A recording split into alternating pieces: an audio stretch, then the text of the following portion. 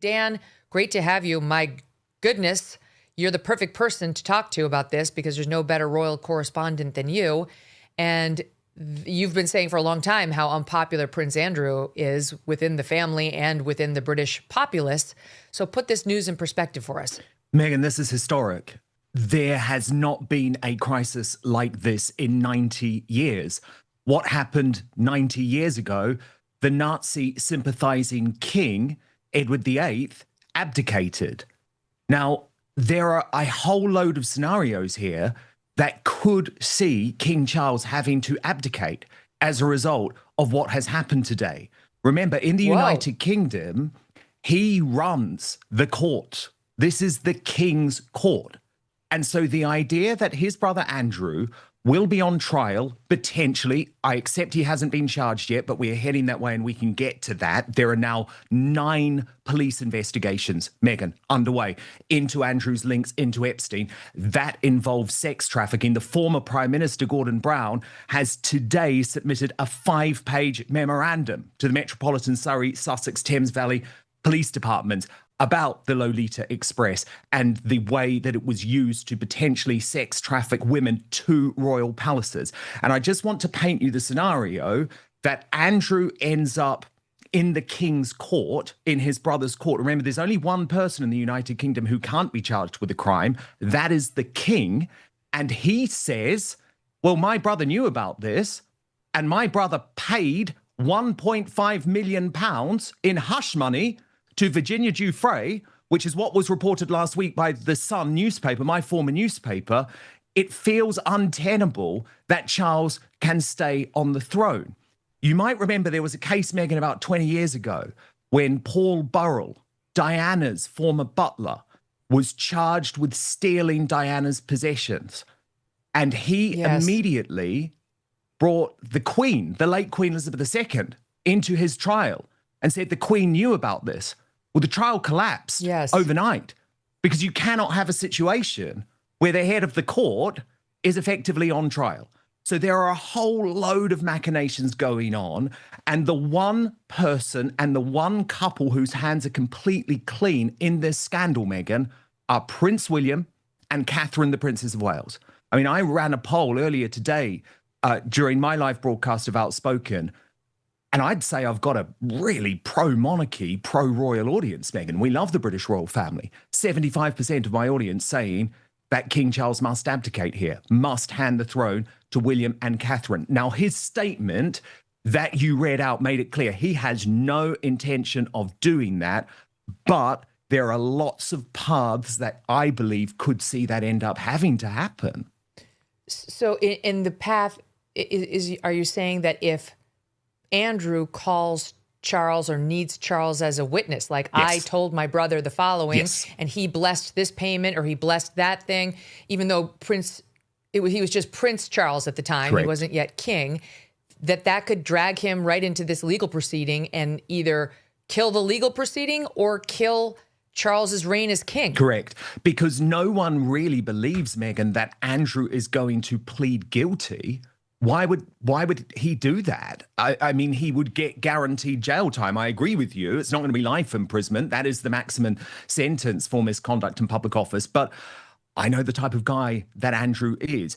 He is not going to plead guilty here. I cannot see a scenario. And what we don't have in the United Kingdom is the same type of deals that you can do in the US justice system where you make a plea deal. That just doesn't really happen here. So there's no real motivation for Andrew to plead guilty unless he did want to keep his brother on the throne. So there are serious questions for King Charles.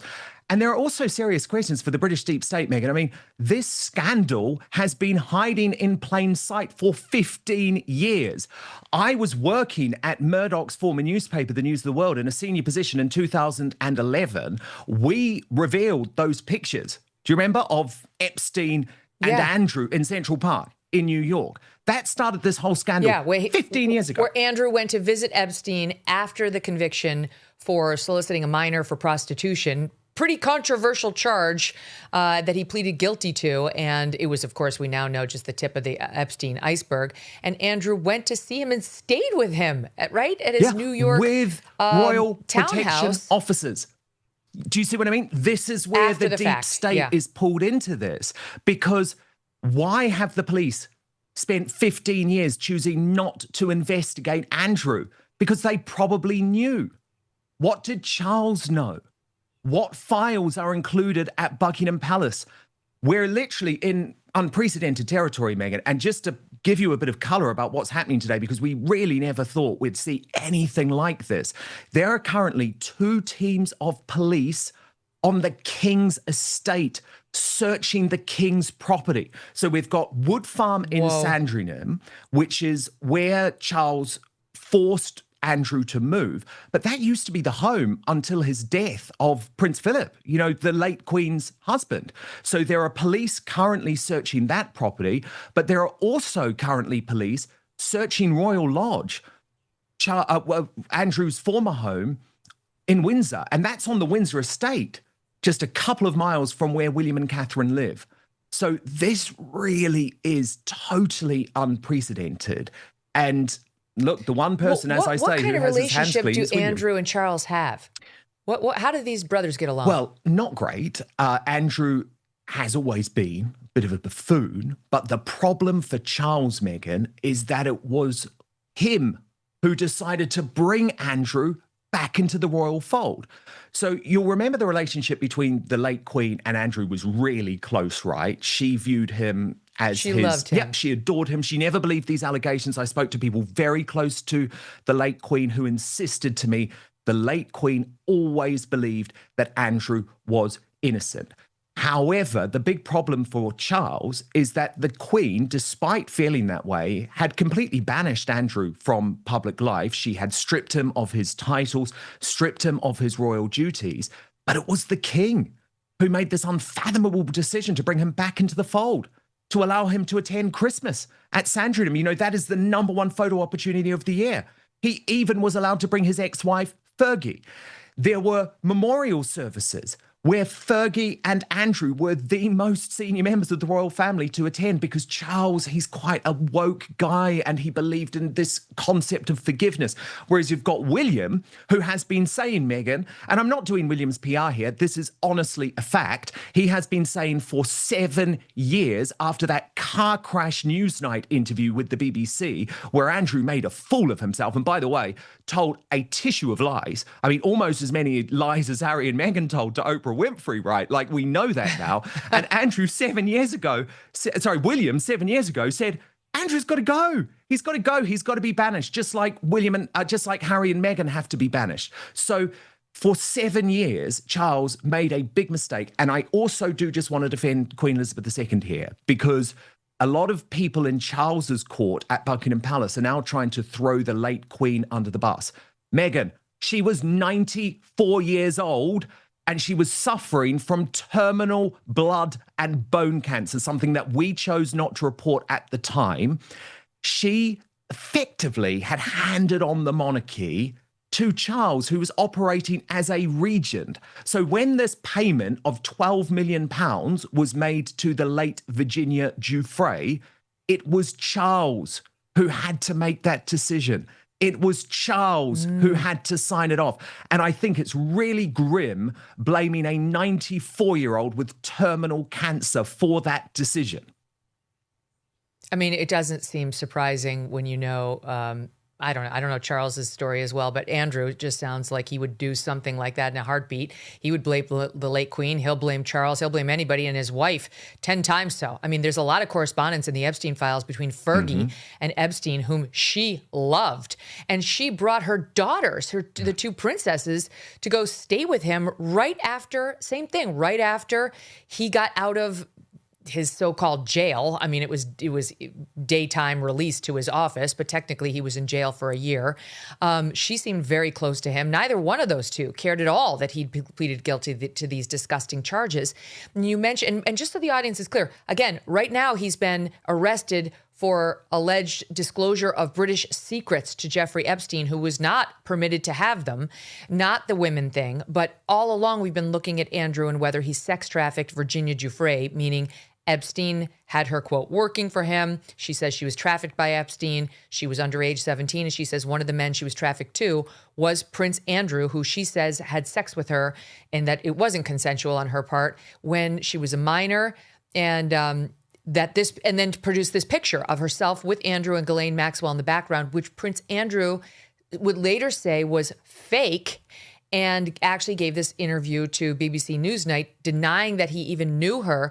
But now we see correspondence in the Epstein files between Epstein and a New York Times reporter, in which the Times reporter is saying, they had consensual sex. This shouldn't reflect on you, Jeffrey. This is kind of an Andrew problem. And Jeffrey doesn't say they didn't have sex. That was all made up. He says nothing. It seems to support the notion that indeed there was an interlude. There's also a picture of Andrew over a young girl. Well, she appears young. Her face is like blacked out, censored, who's scantily clad on the floor in what looks to be like a sexual, playful position. And there's lots of correspondence between the two of them about hookups for Andrew that Jeffrey was going to provide. I mean, this is just as a reminder, here is what Andrew told BBC Newsnight in SOT 2 back in 2019. July of this year, Epstein was arrested on charges of sex trafficking and abusing dozens of underage girls. One of Epstein's accusers, Virginia Roberts, has made allegations against you. She says she met you in 2001. She says she dined with you, danced with you at Tramp nightclub in London. She went on to have sex with you in a house in Belgravia belonging to Ghislaine Maxwell, your friend. Your response? I have no recollection of ever meeting this lady. None whatsoever. You don't remember meeting her? No. She says she met you in 2001. She dined with you. She danced with you. You bought her drinks. You were in Tramp nightclub in London. And she went on to have sex with you in a house in Belgravia belonging to Ghislaine Maxwell. Didn't happen. Do you remember her? No. I have no recollection of ever meeting her. I'm convinced that I was never in Tramps with her. There are a number of things that are wrong with that story. One of which is that I don't know where the bar is in Tramps. I don't drink. I don't think I've ever bought a drink in Tramps whenever I was there. It was just the most pathetic denial, Dan. I'm convinced I was never there. I don't think, that's not what a truth teller sounds like. If I said to you, did you ever have sex with Virginia Giuffre, formerly Roberts, in this bar and buy her drinks beforehand, you'd say, no, it never happened. 100%. And the problem is, Megyn, for Andrew, is that we now know that these were lies because we've seen all the back and forth between him and his team and Ghislaine and Epstein, where they even admit that the photo was legitimate, whereas you say they admit that there was consensual sex. And even more grim was the fact, because remember, Andrew told Newsnight that he had actually cut contact with Epstein after that meeting in Central Park. He was still sending Epstein emails, including pictures of his daughters at the time, sort of in their late teens and early 20s, to a paedophile. You had Fergie, who apparently was in love with Epstein and may have even had sex with Epstein, talking about the fact that Eugenie, her youngest daughter, was off on a shagging weekend. And the problem that Charles also has is that he allowed Beatrice and Eugenie to keep their princesses' titles. They are still Princess Beatrice, Princess Eugenie. And there is new reporting today, Megyn, that actually they may be questioned under caution by the police, that Fergie may be questioned under caution by the police. And of course, we're in this position where Andrew also remains in the British line of succession. Okay, he's 8th in line to the throne, but is that tenable? International disputes, inflation, rising national debt, digital currency. There is a never-ending list of reasons gold has risen over 700% in the last 20 years. And a never-ending list of reasons smart Americans diversify a portion of their savings into precious metals with Birch Gold Group. Gold can thrive during uncertainty, which is why it is a crucial part of a balanced strategy. It gives you peace of mind given all the events that could impact the U.S. economy. See if holding gold in a tax-sheltered retirement account is right for you. Birch Gold can help you convert an existing IRA or 401k into an IRA in gold. Just text MK to the number 989898 to receive your free info kit on gold. There's no obligation, just useful information. With an A+ rating from the Better Business Bureau and tens of thousands of happy customers, consider letting Birch Gold help you diversify with gold, so you too can have peace of mind regardless of the uncertainty. Text MK to the number 989898.